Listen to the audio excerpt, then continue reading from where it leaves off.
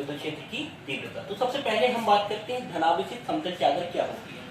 हम सबसे पहले ये पृष्ठ लेते हैं, एकदम समतल है, फ्लैट है। समतल मतलब क्या है, अगर हम किसी तरल पदार्थ को इसमें डालें तो क्या हो जाएगा, सभी स्थानों पर बराबर भागों में फैल जाएगा। ठीक, कोई भी एक स्थान नहीं होगा जिसमें इकट्ठा हो या स्टोर हो। तो ये कौन सा पृष्ठ हुआ, समतल पृष्ठ, मतलब कि सभी जगह तल क्या है, समान है। क्लियर हुई बात। इस समतल पृष्ठ पर क्या है, धन आवेश उपस्थित है। कौन से आवेश उपस्थित हैं, धन आवेश। क्लियर हुई बात। क्योंकि हम जानते हैं इसमें धनावेश उपस्थित हैं, तो धनावेश जब भी उपस्थित होते हैं तो विद्युत बल रेखाएं कहाँ गुजरती है, धनावेश से ऋण आवेश की ओर गुजरती है। क्लियर हुई बात। अगर इसमें धनावेश है तो कहाँ गुजरेंगी विद्युत बल रेखाएं, ऋण आवेश की ओर जाएंगी, और क्या होती है, अक्ष के लंबवत विद्युत बल रेखाएं गुजरती है। बात समझ में आ रही है। और सभी विद्युत बल रेखाओं की कुल संख्या क्या कहलाता है, आपका विद्युत फ्लक्स। क्लियर हुई बात है। ठीक, अब हमको क्या करना है, विद्युत क्षेत्र की तीव्रता निकालनी है किसी बिंदु पर, इसके निकट किसी बिंदु पर। ये हमने धनावेश का क्या ले लिया, समतल चादर ले लिया। इसके निकटतम दो बिंदु बना लिए, एक बिंदु इस साइड एज्यूम कर लिए, दूसरा बिंदु इस तरफ एज्यूम कर लिए। तो ये हमारा इस तरफ जो ये वाला पोर्शन है राइट साइड का, उसमें क्या ले लिए, बिंदु P। दूसरे लेफ्ट साइड के पोर्शन पे क्या ले लिए हमने, बिंदु P1। क्लियर हुआ। जो केंद्र है धनावेशित समतल चादर का, जो केंद्र है उसका केंद्र बिंदु क्या है, हमारा O है। केंद्र बिंदु क्या है, O है। ये हमारा केंद्र हो गया। क्लियर हुआ। यहां से ये P जो दूरी है उसकी, P बिंदु है उसकी दूरी कितनी हो जाएगी, स्मॉल r। इस तरफ जो P' है उसका भी दूरी क्या हो जाएगी, स्मॉल r, क्योंकि ये एज्यूमेशन फॉर्म में रखे, हमने एज्यूम किए हैं इसका। क्लियर हुआ। अब हमने जो रेखा बनाए, क्लियर हुई, यहां से दोनों अक्षों को हमने मिला दिए। कौन से अक्ष को मिला दिए, एक हमारा अक्ष हो गया कौन सा, P', दूसरा अक्ष हो गया हमारा क्या है, दूसरा बिंदु क्या हो गया, P। P' और P को मिला दिए तो क्या हो गया, एक अक्ष की हमने कल्पना कर ली। क्लियर हुई बात। अब हमने क्या किया है, दूसरा पॉइंट हमने ये किया है कि यहाँ पर बिंदु P' या P किसी एक पर हमने क्या रखा है, उसके सेंटर पॉइंट पे किसको रखा है, प्रकार की नोक को। ये प्रकार की नोक रखे और पेंसिल घुमा दिए, आसपास चाप काट दिए, क्या बन गया, एक सर्कल बन गया। ये बन गया ऐसा एक सर्कल, दिख रहा है, एक ऐसा सर्कल बन गया। क्लियर हुई बात। सेम सर्कल इस तरफ भी बन गया, दोनों साइड सेम सर्कल बन गया। दोनों को आपस में मिला दिए तो क्या बन गया, एक बेलन की कल्पना हो गई, एक बेलन की कल्पना हो गई। क्लियर हुआ। ठीक, अब देखो ये क्या है, ये कौन सा पृष्ठ है, ये वाला पृष्ठ है वक्र पृष्ठ। अब वक्र पृष्ठ क्या है, बेलन के क्या है, ये वक्र पृष्ठ की बल रेखाएं कहाँ निकल रही हैं, ये बेलन है।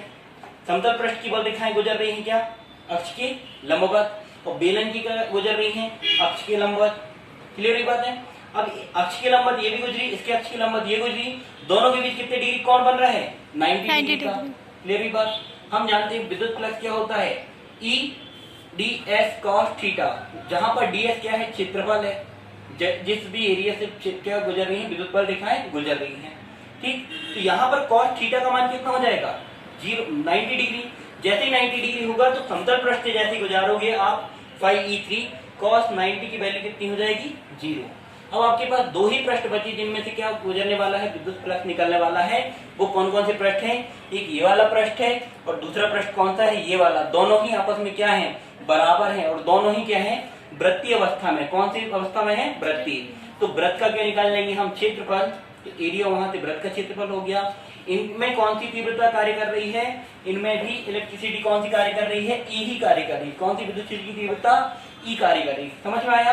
तो जो बिंदु P है उस पर निकलने वाला कुल विद्युत फ्लक्स कितना हो जाएगा, फाई E1 बराबर E। विद्युत क्षेत्र की तीव्रता कार्य कर रही है E, इसका क्षेत्रफल कितना है A, और ये क्या है, अक्ष की क्या है, समांतर। ये दिख रहा है आपको, अक्ष की समांतर है। इसकी विद्युत बल रेखाएं क्या होगी, सेम दिशाएं में निकली उसके इस समतल पृष्ठ की। क्लियर हुआ। अब हम देखते हैं यहाँ पर बनने वाला कोण कितना हो जाएगा, 0 डिग्री का। cos 0 का मान कितना होता है, 1। तो फाई E, इस अक्ष पर से निकलने वाला कुल विद्युत फ्लक्स फाई E1 इक्वल हो जाएगा EA।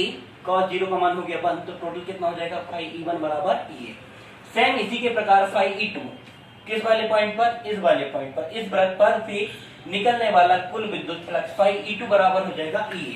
तीन प्रकार के हमारे विद्युत फ्लक्स निकले, किसके कारण, एक ये वक्र पृष्ठ के कारण, उसका मान हो गया 0।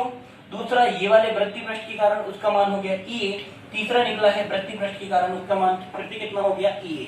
ठीक, संपूर्ण विद्युत फ्लक्स इस पूरे बेलन से निकलने वाला, इस संपूर्ण बेलन से निकलने वाला कुल विद्युत फ्लक्स कितना हो जाएगा 5E बराबर 5E1 इस वृत्त के कारण प्लस 5E2 इस वृत्त के कारण प्लस 5E3 इस वक्र पृष्ठ के कारण। क्लियर हुआ? क्योंकि हम जानते हैं 5E3 की वैल्यू कितनी होती 0, EA किसकी वैल्यू है 5E1 की, EA किसकी वैल्यू है 5E2 की, तो टोटल कितना हो जाएगा EA प्लस EA कितना हो जाएगा 2EA। टोटल निकलने वाला विद्युत फ्लक्स कितना हो जाएगा 5E बराबर 2EA। क्लियर हुआ? क्योंकि हम जानते हैं गॉस का प्रमेय से, गॉस का प्रमेय क्या होता है, किसी बंद पृष्ठ से निकलने वाला कुल विद्युत फ्लक्स उस बंद पृष्ठ में उपस्थित कुल आवेश का 1/ε0 गुना होता है। क्लियर हुआ? गॉस का प्रमेय यूज कर लिए, 5E बराबर 1/ε0 इंटू कुल आवेश। कुल आवेश कितना है, क्योंकि किस इसका आयतन कितना है, इसका टोटल घनत्व कितना है, किसका विद्युत फ्लक्स का, सॉरी किसका आवेश का, आवेश का घनत्व कितना है सिग्मा कूलाम प्रति मीटर स्क्वायर। सिग्मा कूलाम प्रति मीटर स्क्वायर क्या है, कुल घनत्व है, और कितना एरिया में है, ए एरिया में। कितने एरिया में है, ए एरिया में। कितने एरिया पे है, ए एरिया पे। तो कुल आवेश कितना हो जाएगा सिग्मा ए। वैल्यू पुट कर देंगे क्या हो जाएगा 5E इक्वल 1/ε0 इंटू सिग्मा ए। क्लियर हुआ? दो इक्वेशन बना ली हमने, एक इक्वेशन ये होगी, सेकेंड इक्वेशन ये होगी। इनका हम कंपैरिजन करते हैं तो लेफ्ट हैंड साइड क्या है आपस में बराबर, तो राइट हैंड साइड आपस में क्या होंगे बराबर होंगी। 2EA बराबर हो जाएगा 1/ε0 इंटू सिग्मा ए। ए से ए कैंसिल, ए से ए कैंसिल हो गया, 2E बराबर हो जाएगा 1/ε0 इंटू सिग्मा। क्लियर हुआ? इस 2 को ट्रांसफर कर देंगे, E बराबर हो जाएगा 1/ε0 इंटू सिग्मा अपॉन। क्लियर हुआ? न्यूटन प्रति कूलाम, क्योंकि जो विद्युत क्षेत्र की तीव्रता है उसका मात्रक क्या होता है न्यूटन प्रति कूलाम। क्लियर हुआ? Thank you.